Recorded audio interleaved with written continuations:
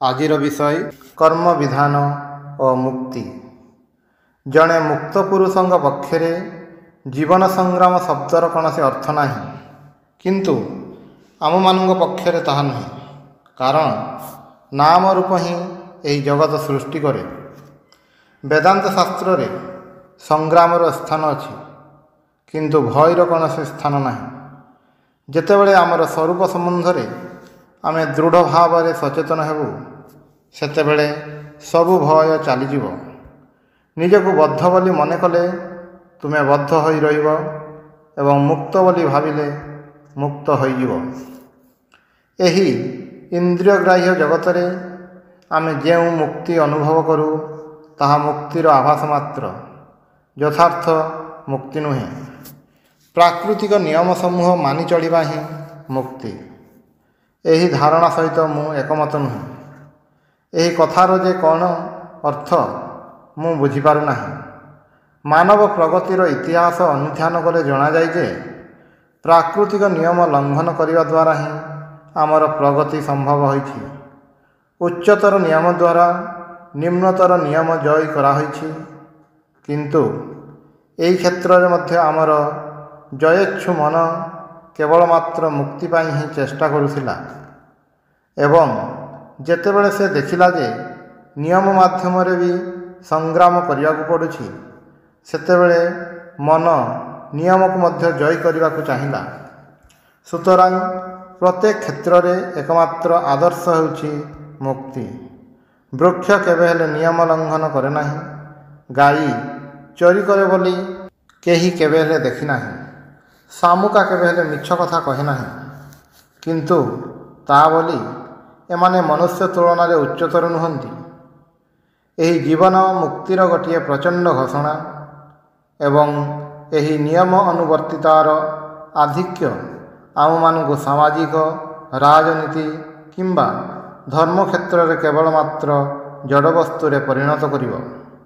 ଅତ୍ୟଧିକ ନିୟମ ଶୃଙ୍ଖଳା ମୃତ୍ୟୁର ନିଶ୍ଚିତ ଚିହ୍ନ।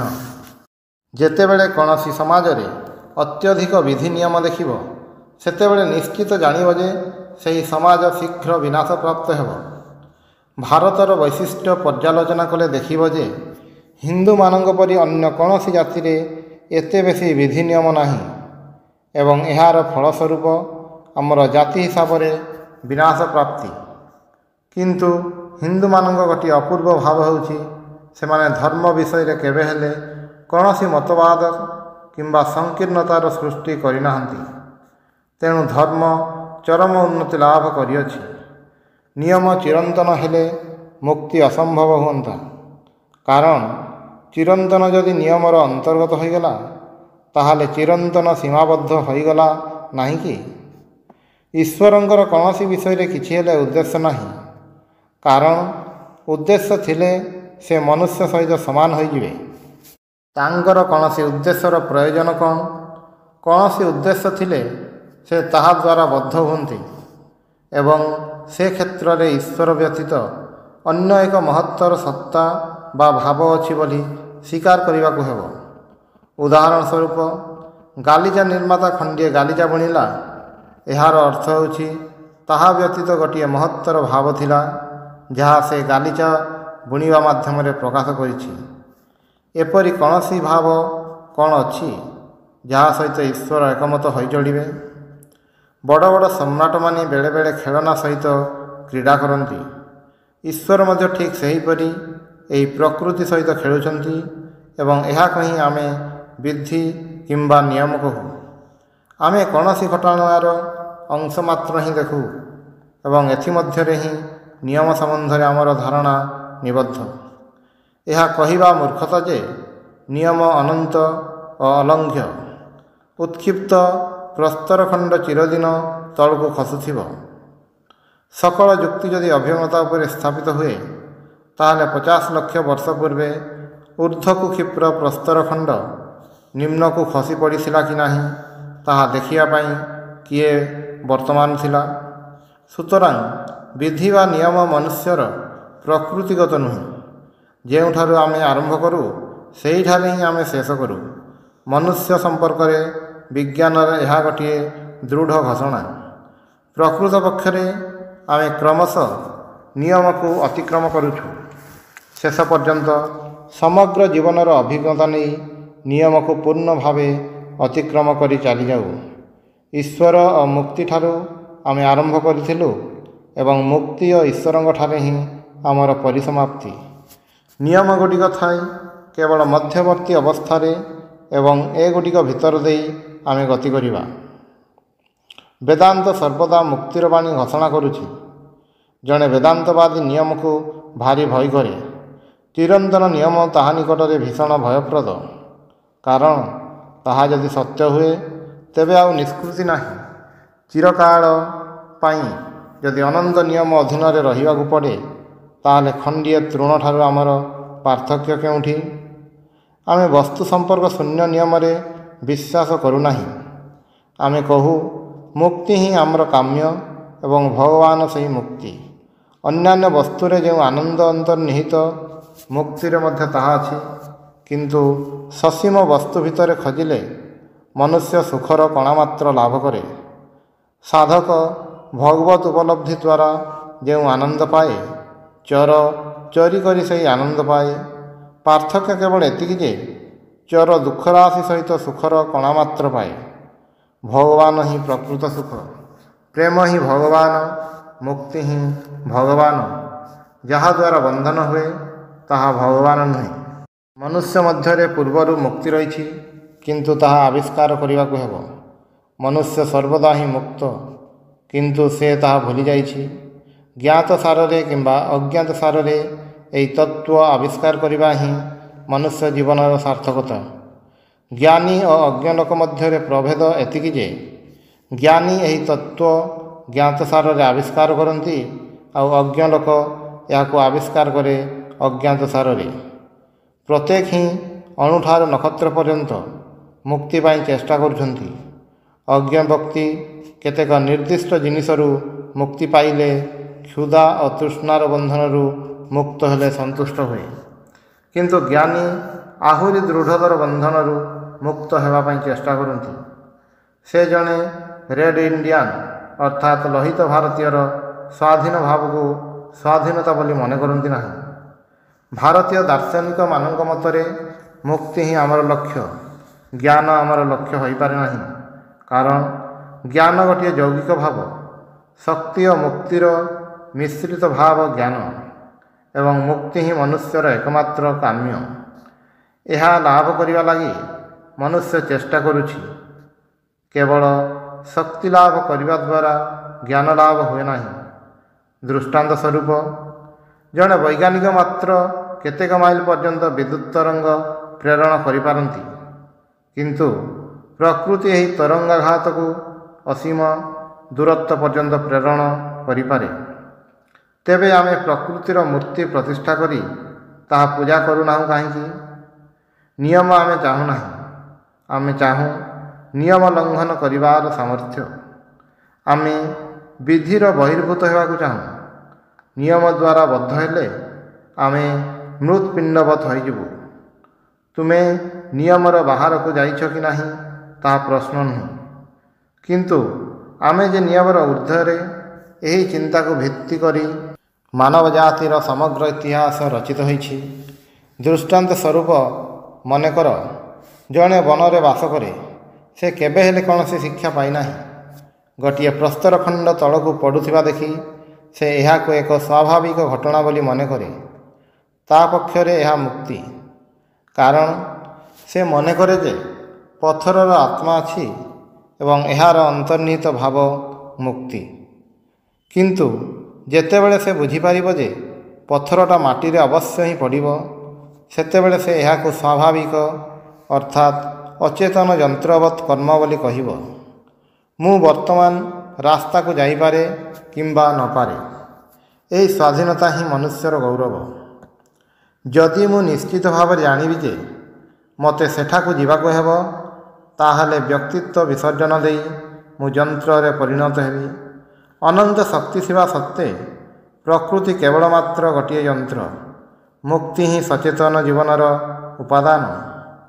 ବେଦାନ୍ତ କହେ ଯେ ବନରେ ରହୁଥିବା ମନୁଷ୍ୟର ଧାରଣା ଠିକ୍, ତାହାର ଦେଖିବା ସତ୍ୟ, କିନ୍ତୁ ବ୍ୟାଖ୍ୟା ଭୁଲ। ସେ ଏହି ପ୍ରକୃତିକୁ ମୁକ୍ତି ବୋଲି ମନେକରେ, ନିୟମ ଦ୍ୱାରା ଶାସିତ ବୋଲି ମନେକରେ ନାହିଁ। ମାନବ ଜୀବନର ସକଳ ଅଭିଜ୍ଞତା ପରେ ଆମେ ନିଶ୍ଚିତ ଏଭଳି ଚିନ୍ତା କରିବାକୁ ଶିଖିବୁ, କିନ୍ତୁ ତାହା ଆହୁରି ଦାର୍ଶନିକ ଅର୍ଥରେ। ଉଦାହରଣ ସ୍ୱରୂପ, ମୁଁ ରାସ୍ତାକୁ ବାହାରିବାକୁ ଚାହେଁ, ଇଚ୍ଛାର ପ୍ରେରଣା ମଧ୍ୟ ପାଇଲି, ତଥାପି ନ ଯାଇ ରହିଗଲି। ଇଚ୍ଛା ହେବା ଓ ରାସ୍ତାକୁ ବାହାରିବା ମଧ୍ୟରେ ଯେଉଁ ସମୟର ବ୍ୟବଧାନ, ସେହି ସମୟରେ ମଧ୍ୟ ମୁଁ ସମଭାବରେ କର୍ମ କରୁଥାଏ। କର୍ମର ସଙ୍ଗତିକୁ ହିଁ ଆମେ ନିୟମ ବା ବିଧି କହୁ। ମୋ କର୍ମର ଏହି ସଙ୍ଗତି ଅତି କ୍ଷୁଦ୍ର କ୍ଷୁଦ୍ର ଅଂଶରେ ବିଭକ୍ତ। ତେଣୁ ମୋର କର୍ମଗୁଡ଼ିକୁ ମୁଁ ନିୟମାଧୀନ କହେ ନାହିଁ, ମୁଁ ସ୍ୱାଧୀନ ଭାବରେ କର୍ମ କରେ। ମନେକର, ମୁଁ 5 ମିନିଟ୍ ପାଇଁ ଭ୍ରମଣ କଲି, କିନ୍ତୁ ଏହି 5 ମିନିଟ୍ ଭ୍ରମଣ କରିବା ପୂର୍ବରୁ ମୋ ଇଚ୍ଛାର କ୍ରିୟା ଥିଲା। ଏହି ଇଚ୍ଛା ହିଁ ଭ୍ରମଣର ଆବେଗ ସୃଷ୍ଟି କରିଥିଲା। ତେଣୁ ମନୁଷ୍ୟ କହେ ଯେ ସେ ସ୍ୱାଧୀନ, କାରଣ ତାହାର ସକଳ କର୍ମକୁ କ୍ଷୁଦ୍ର କ୍ଷୁଦ୍ର ଅଂଶରେ ବିଭକ୍ତ କରାଯାଇପାରେ ଏବଂ ଏହି କ୍ଷୁଦ୍ର କ୍ଷୁଦ୍ର ଅଂଶରେ ସଙ୍ଗତି ବା ମେଳ ଥିଲେ ସୁଦ୍ଧା ଏହା ବାହାରେ ସେହି ସଙ୍ଗତି ନାହିଁ। ଏହି ସଙ୍ଗତିର ଅନୁଭୂତି ମଧ୍ୟରେ ମୁକ୍ତି ବା ସ୍ୱାଧୀନତାର ଭାବ ନିହିତ ଅଛି। ବହି ପ୍ରକୃତିରେ ଆମେ କେବଳ ସଙ୍ଗତିର ବୃହତ୍ତର ଉଦାହରଣ ଗୁଡ଼ିକୁ ଦେଖିବାକୁ ପାଉ, କିନ୍ତୁ ଏହାର ଆଦି ଓ ଅନ୍ତରେ ନିଶ୍ଚିତ ଭାବେ ସ୍ୱାଧୀନ ଆବେଗ ଥିଲା। ଆଦିରେ ଯେଉଁ ମୁକ୍ତିର ପ୍ରେରଣା ଥିଲା, ତାହା ହିଁ ବହି ଚାଲିଛି। କିନ୍ତୁ ତଫାତ୍ ଏତିକି ଯେ ଆମର କାର୍ଯ୍ୟକାଳ ତୁଳନାରେ ପ୍ରକୃତିର କାର୍ଯ୍ୟକାଳ ଦୀର୍ଘତର। ଦାର୍ଶନିକ ଯୁକ୍ତି ଦ୍ୱାରା ବିଶ୍ଳେଷଣ କଲେ ବୁଝିପାରିବୁ ଯେ ଆମେ ସ୍ୱାଧୀନ କିମ୍ବା ମୁକ୍ତ ନୋହୁଁ। ତଥାପି ମୋର ଏହି ଚେତନା ଅଛି ଯେ ମୁଁ ମୁକ୍ତ। ଏହି ଚେତନା କି ଭାବରେ ଆସେ, ତାହା ଆମକୁ ବ୍ୟାଖ୍ୟା କରିବାକୁ ହେବ। କ୍ରମେ କ୍ରମେ ଆମେ ଦେଖିବାକୁ ପାଇବୁ ଯେ ଆମମାନଙ୍କ ମଧ୍ୟରେ ଏହି ଦୁଇଟି ପ୍ରେରଣା ଅଛି।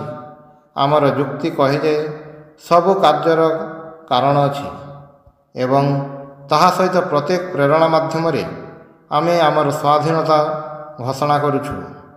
ବେଦାନ୍ତର ମୀମାଂସା ହେଉଛି ମୁକ୍ତି ବା ସ୍ୱାଧୀନତା ଆମ ଭିତରେ ଅଛି। ଆତ୍ମା ଯଥାର୍ଥ ହିଁ ମୁକ୍ତ, କିନ୍ତୁ ଜୀବାତ୍ମାର କର୍ମ ଶରୀର ଓ ମନ ମାଧ୍ୟମରେ ପ୍ରକାଶିତ ହେଉଛି। ଯେତେବେଳେ ଆମର କୌଣସି ବିଷୟରେ ପ୍ରତିକ୍ରିୟା ହୁଏ, ସେତେବେଳେ ଆମେ ତାହାର ଦାସ ହୋଇଯାଉ।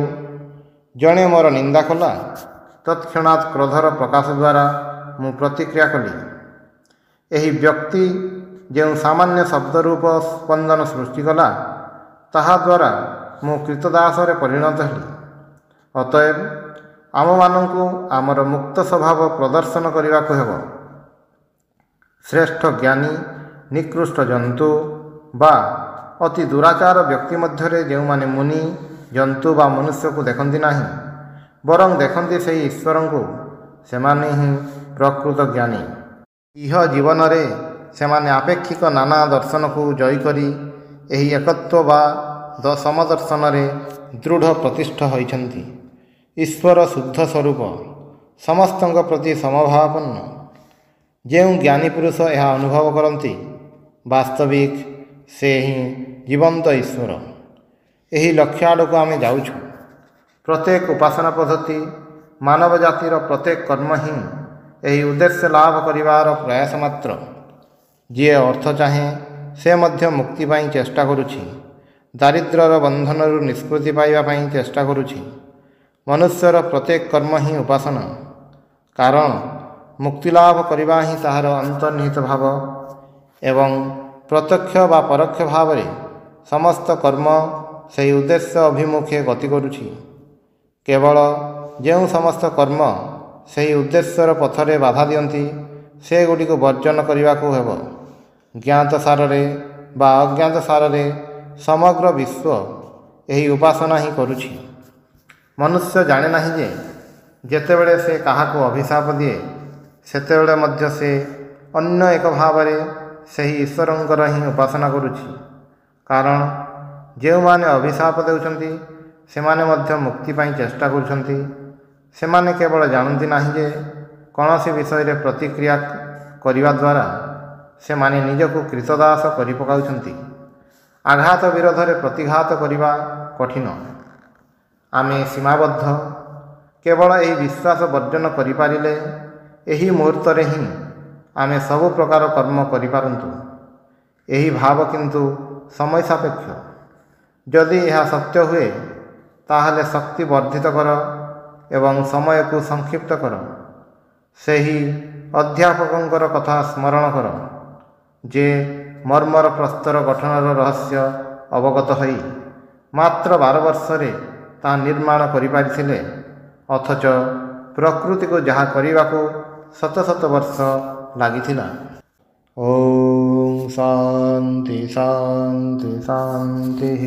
ହରି ଓಂ ତତ୍ସତ୍।